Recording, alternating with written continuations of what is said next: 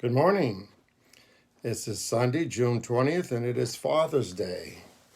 As you know, we're not meeting, Collision is not meeting tonight, being it's Father's Day, so you can spend time with your fathers. So we're doing this message here this morning. We've been doing it for, 12 months prior to meeting here a month ago. So you should be used to it. I know I am.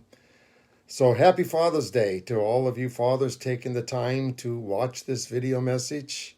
I hope that each of you will be appreciated today by your family. I know that fathers are very vital to families. Good morning, Sandy. Fathers are so vital to families. 42% of single mother households live in poverty. 42%, that's almost half. Where only 8% of married households live in poverty. So fathers are major supporters of families. And it's just unfortunate that so many families live without fathers in the household. However, there's much more to being a Christian father than just supporting your family financially, because after all, unbelievers even do that. Will, happy Father's Day to you. So we're going to look at some qualities of what a Christian father looks like. You can evaluate them for yourself, and then at the end make a decision whether this is something you want to start working at. So here's the first one. A great Christian father loves God. If you're a Christian father, you should love God. In Joshua 24:15 here, Joshua was talking about his family. He said, "But if serving the Lord seems undesirable to you, then choose for yourself this day whom you will serve. But as for me and my household, we will serve the Lord." Joshua says, as for me and my household, we're going to serve the Lord. I hope that you're able to say that. I hope you're able to say that same thing, that you and your household, you're going to serve the Lord, that you make God the center of your family, that your family knows without a doubt that you as a father love God. So does your family know that? Does your family know that you are a lover of God? It's so important. And then the second quality is a great Christian father loves his family. You can't be a good Christian father and not love your family and not have your family know that you love them. It tells us in Ephesians 5:25, husbands, love your wives, just like Christ loved the church and gave himself up for her. God tells us we're to love our wives the same way that Jesus loved the church, the same way Jesus died for his church, and we're to be willing to die for our spouses. It doesn't mean literally dying; it just means to put their needs ahead of your own needs.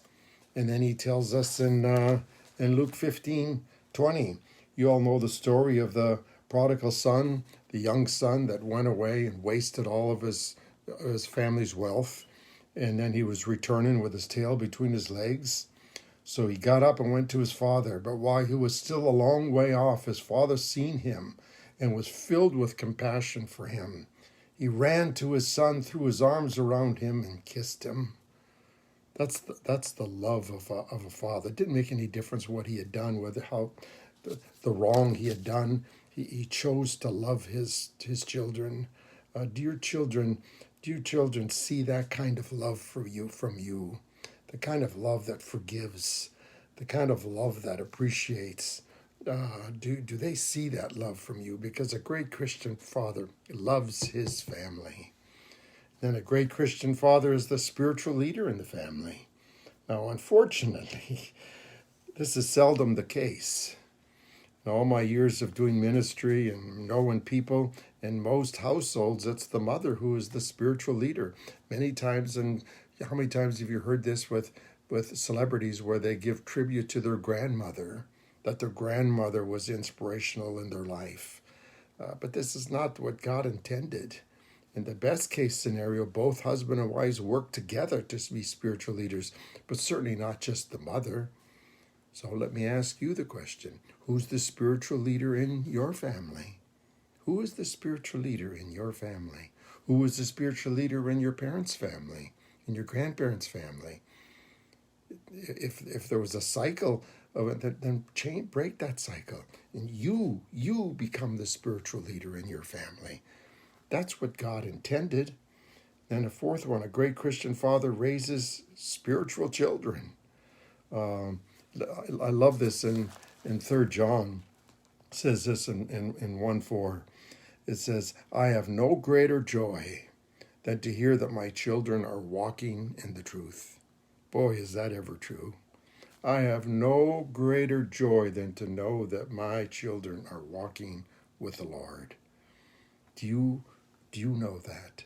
Do you know that? Are your children walking with the Lord? Because if you are walking with the Lord, the odds are tremendous that your children will walk with the Lord.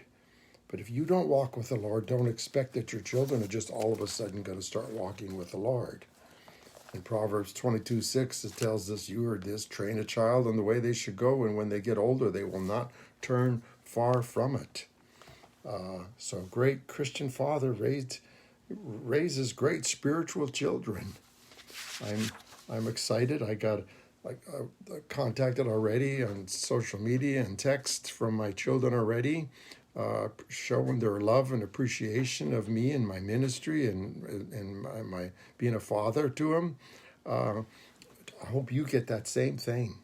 I hope you get that same thing, that your children will respond to you today, appreciating for the great role model you were in their lives. And then a great Christian father encourages his children. There's nothing more meaningful than having a father that gives you encouragement. Nothing affects a child more than that.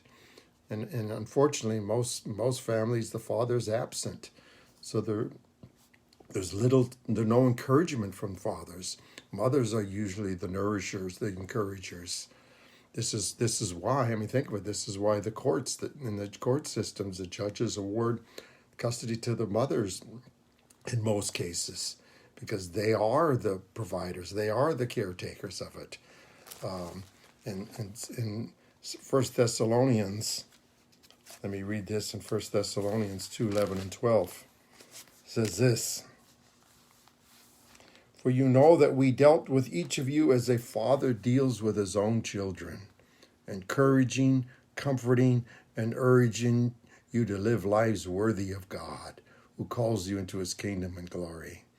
Paul is saying, I'm going to encourage you the same way that a Christian father encourages his children, encouraging, comforting, urging them to live godly lives. Important for Christian fathers, important for you to encourage your children. And then a great Christian father provides for his family. They work hard to provide for their family. They do whatever they have to do, whatever is necessary, they are willing to do to meet the needs of their family. I can remember when I first had my family, I worked hard. I put in a lot of hours so that my family would be taken care of. If I didn't make it in 40 hours, then I put in 50 hours. If I didn't make it in 50 hours, I put in 60 hours. I put in whatever amount of hours I needed to make sure that my family was taken care of. That was important to me.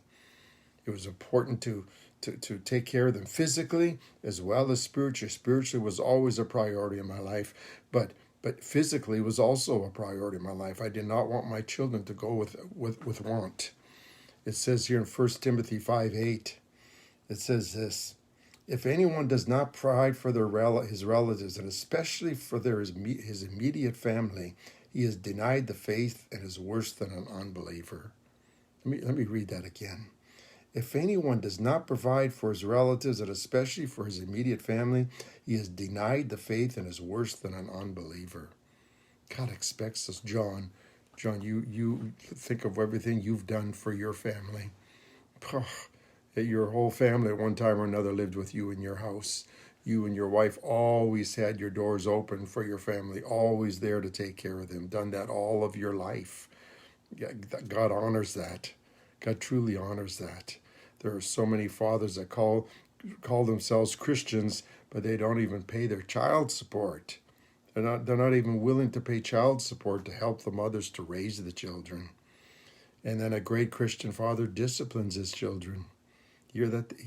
A great Christian father disciplines his children. This is one of the ones that's probably overlooked a lot.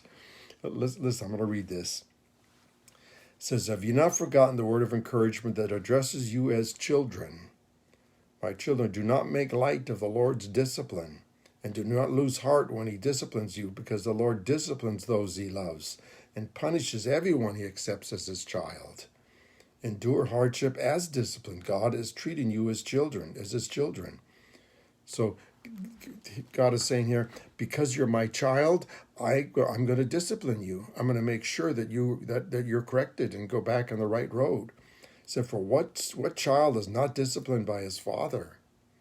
And if you're not disciplined, then you are illegitimate children and not true sons. If your father doesn't discipline you, he's not a real father. Moreover, we all had human fathers who disciplined us, and we respected them for it. How much more should we submit to our Father of our spirits and live? Our fathers disciplined us for a little while as they thought best. But God disciplines us for our good, so we may share in his holiness. No discipline seems pleasant at the time, but painful. Later on, however, it produces a harvest of righteousness and peace for those who have been trained by it. Important. So important, fathers, to discipline your children. If you don't discipline, you don't love them. I'm going to close with this. In Ephesians, it talks to the children that to obey your fathers and your mothers, and there's promises with it. If you obey your father and your mother, it will go well with you and you will live a long life, God promises. But then he turns to the parents and says this: fathers, do not exasperate your children. Exasperate is like frustrate. Don't frustrate you. Instead, bring them up in the training and instruction of the Lord. Don't frustrate your children. Bring them up in the training of the Lord. So let me ask you, fathers, how have you done with these qualities? Do you have these qualities? Let me read them again. Do you love God? Do you love your family? Are you the spiritual leader in your home? Are you raising spiritual children? Are you encouraging your children? Are you providing for your children? Are you disciplining your children? I know one thing for certain. It is never too late to start. I don't care if your children are grown up and have their own children. It's never too late to start. It's like built into every human being is a natural attraction to God, because God created us. There's a hunger to know our supreme being, and that same thing is built into to children. There's a natural tendency within each of us to want to be loved by our fathers, So even if you're older and have your own children, and then your father finally turns to you with love, it kind of like puts the icing on the cake. So it's never too late to start. You just have to have the desire. You just have the desire and then the willingness to put in the effort. I believe God is going to hold us accountable on Judgment Day for how good we did. I mean, anybody can have children. Anybody can be a father, but not everybody can be a Christian father that has these qualities. So start today with your children, with your grandchildren. Be in their lives. Be in their lives. Be a part of their lives. Show them what it means to be a Christian. Make this a Father's Day to always remember for you and your family. Today, let them know how much you love them. Let your children and your grandchildren know how much you love them. This day is a meaningful day, Father's Day. It's a meaningful day, especially if you are a godly Christian father. You will be appreciated. You will be much appreciated. And if you don't have these qualities yet, start working on them. It's not too late. It is never too late. Too many families do not have that Christian role model as a father in their lives. Don't let that be your family. And if it is, turn the corner. Start making changes. Amen? Happy Father's Day to all of you that are watching this, okay? A very happy Father's Day.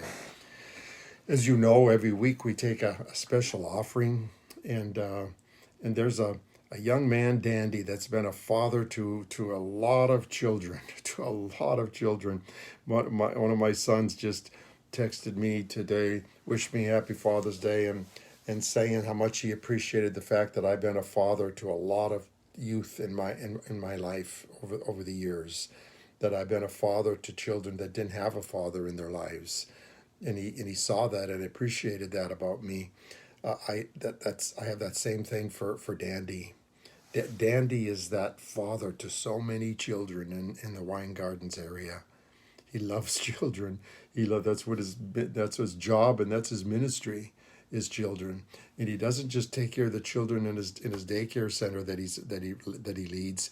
He takes care of children in the whole community. Right now, he's going to be putting on a drive for children, doing activities with kids during the summertime, and then they're going to start raising money for back-to-school supplies and uniforms already, because school's here already before we know it. So he's already looking ahead to start raising money to have, because many children in that area go to school without the proper supplies. They go to school without backpacks. Their families can't afford that stuff.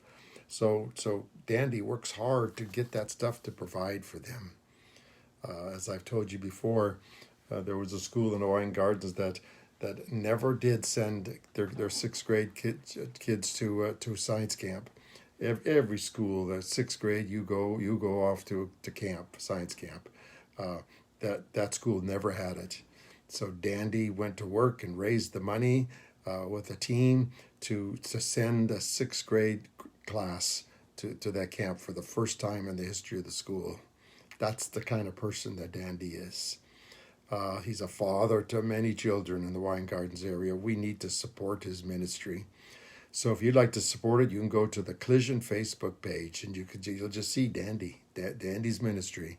You can give online for him.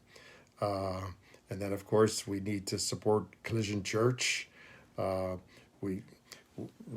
now, in order to support the church, we have to raise a certain amount of money to support the church. We have to raise $774 a month just to meet the basic needs of rent and insurance and our commitment to India, etc. We only raise half of that each week. So thank God during the pandemic we had enough money in store to take care of us for a few months. But if the offerings don't go up, our days are limited.